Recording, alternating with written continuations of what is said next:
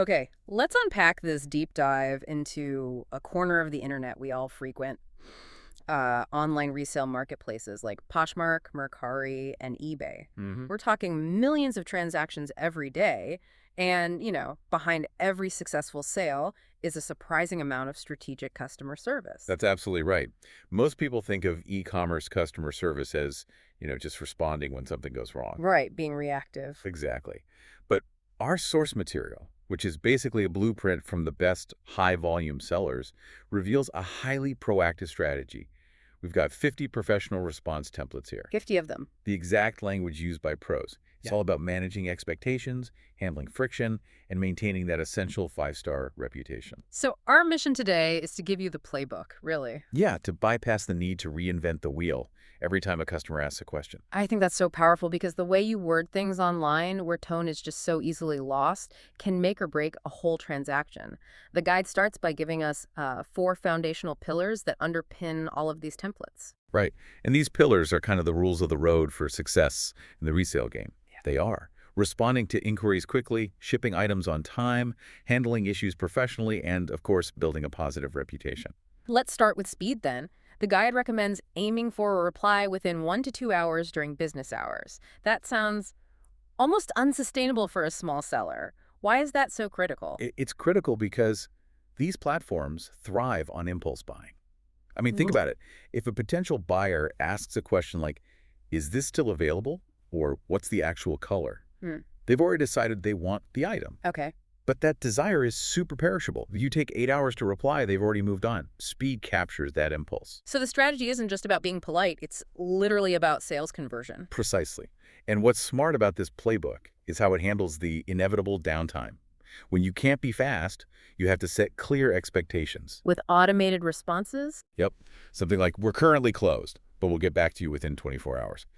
That tiny piece of communication, it relieves buyer anxiety immediately, even when you aren't actively there. It's all about clarity and professionalism. Okay, so speed gets their attention. But the second piece is the delivery you have to ship when you say you will. What does the guide say about that commitment?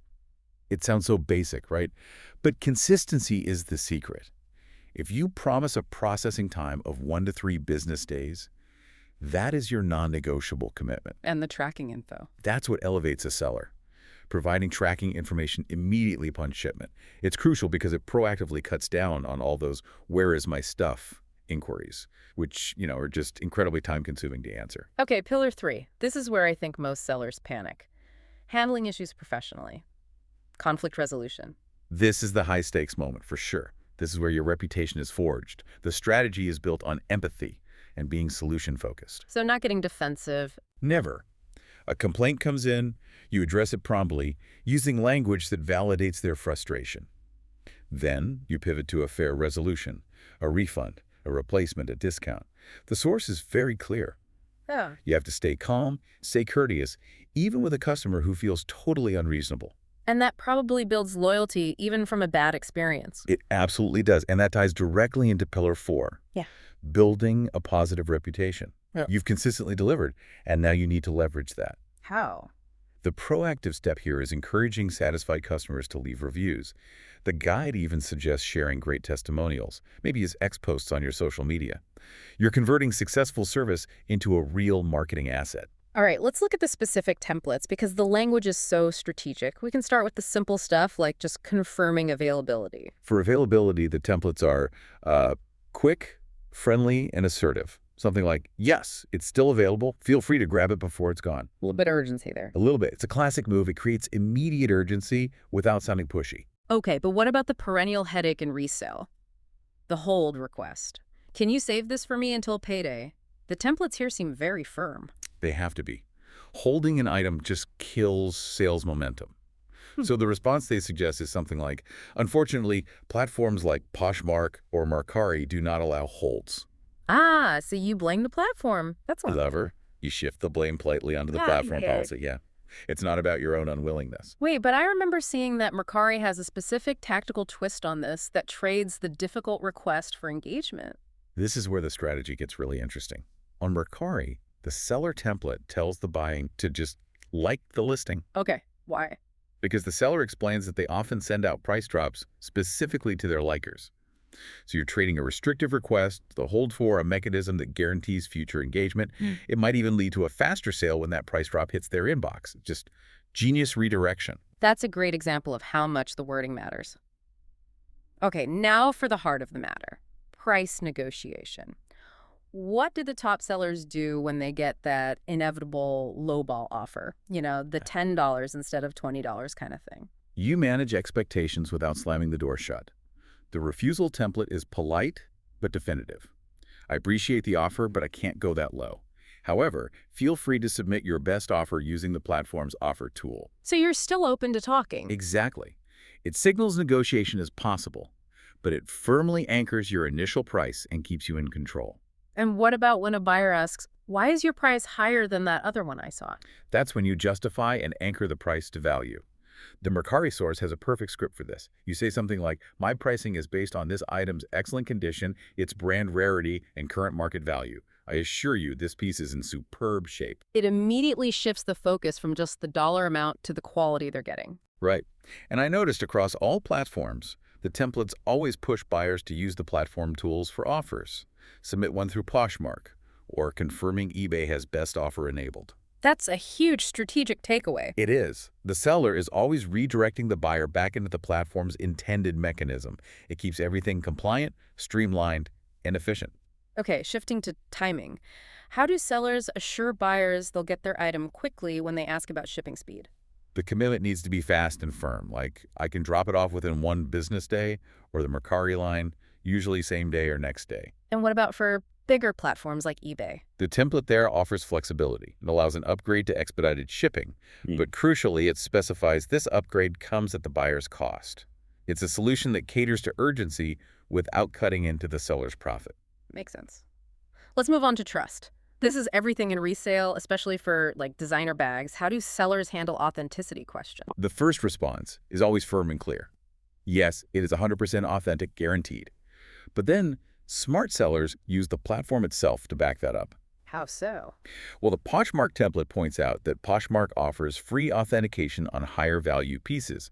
The seller is basically saying, trust me, but also trust the platform's own process. And that's different from the eBay approach, which sounds more personal. Absolutely. Because eBay has such a huge range of items, the template there uses stronger, more personal language. Something like, I stand by everything I sell, and I don't deal in replicas. It's a personal assurance paired with the platform's buyer protection. Yeah. Double the confidence. Okay, next up is the fear of the hidden flaw. That's got to be the #1 source of conflict after the sale, right? For sure. So the templates address the question, is there any damage not listed? With total transparency. So you don't just say no. You start with strong reassurance, no hidden flaws or no major flaws. But the key is the solution. You immediately offer more photos or close-ups of a specific area. If you're hiding nothing, you should be eager to zoom in. That proactive offer of proof must build a ton of trust. It really does. And the Mercari responses get into some fascinating detail, like cleaning status and the seller's home environment. Right, the smoke and pets questions. They have to answer those. The template is so honest while also mitigating concern. It says something like, yes, my items come from a smoke-free, pet-friendly home, but I store all inventory immediately in sealed, clean bins. So it addresses the reality, but establishes best practices. Exactly. Plus, the source confirms items are cleaned before shipping, another essential detail to include. Moving to sizing and fit. That's a huge challenge for clothing resale. Buyers always want to know, will this fit me? Or can you model this for me? And efficiency demands a polite refusal of the modeling request. I don't model items. But that refusal has to pivot immediately to the helpful solution, measurements. And the key advice is to tell the buyer to compare those measurements to something they already own. That's the key. It makes the fit question objective rather than subjective.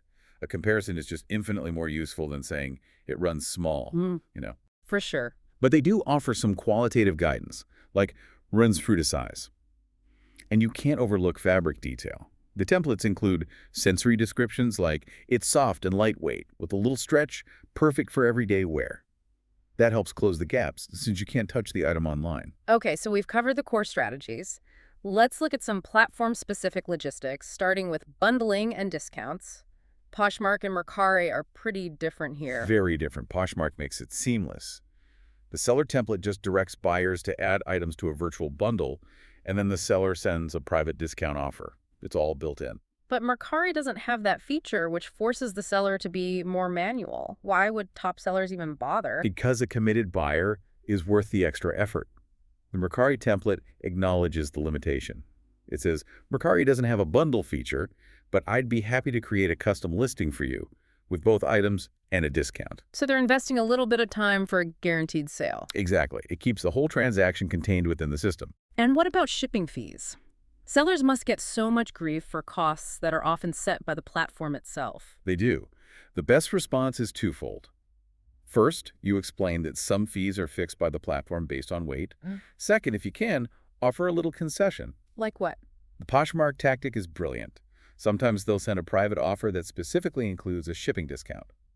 They use the platform's tools to soften the blow of those fixed costs. And return policies are tricky because they vary so much. They really do.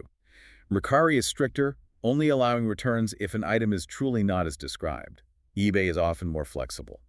But in both cases, the seller template highlights the platform's buyer protection policy. It mitigates the risk for the buyer, even if the seller's personal policy is firm. Let's wrap up with a few unique requests you see on huge platforms like eBay. Right? eBay's templates cover all sorts of complex scenarios, combining shipping. There's a template for that. Confirm you'll do it and send an adjusted invoice. International shipping. You just confirm that eBay's international shipping program is enabled. Local pickup. The template confirms you can arrange that through eBay's system. It's all covered. And the simple but essential question, what's actually included in the sale? Clarity is king here. The final word is simple and absolute. Everything included is shown in the photos. It reinforces the visual listing as the ultimate truth. No ambiguity. So if we look across all 50 of these templates, the grand strategy seems to be this balance of, like, ruthless efficiency, using templates and speed, and genuine empathy offering transparency in solutions. That is the perfect summary. The core strategy, again and again, is immediately redirecting the buyer toward the platform's intended mechanism for doing whatever it is they want to do. Whether it's making an offer, liking a listing, checking measurements. Right. This approach reinforces the seller's control and efficiency, but it does so while maximizing helpfulness and flexibility for the buyer. It's a win-win. That is extremely powerful. And as we leave you with all this specialized knowledge, there's one template that really stands out to me. The one for order cancellation. It's so fast, polite, and cooperative. Just, sure, I'll request a cancellation for you right away. Thanks for letting me know quickly. I mean, it loses the immediate sale, but it's handled with such care. And this raises an important question for you, the listener, to really think about. Why is a good cancellation template one that immediately loses a transaction? Perhaps one of the most critical parts of building a lasting reputation and securing future sales. What does that tell us? It teaches us that prioritizing long-term trust and just being easy to deal with, even when it costs you revenue today, is the ultimate secret weapon. That single act of courtesy demonstrates integrity. And integrity is what drives repeat business and loyal customers. It ensures you're ready for the next transaction, something to think about the next time you shop or sell online.